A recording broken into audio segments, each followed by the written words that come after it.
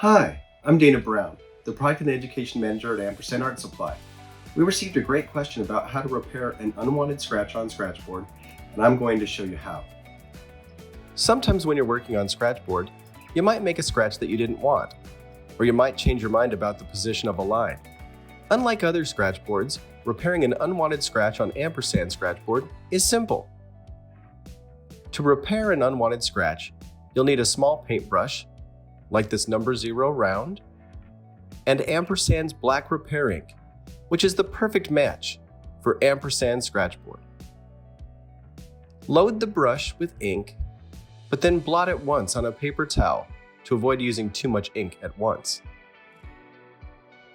Brush over the scratch that you'd like to cover to reapply the ink that's been scratched away.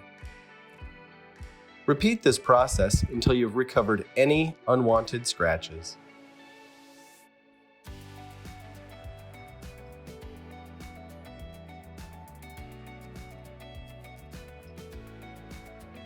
Because Ampersand Scratchboard surface is absorbent, the ink will dry very quickly. Once the ink has dried, you can scratch back into that area to complete the piece.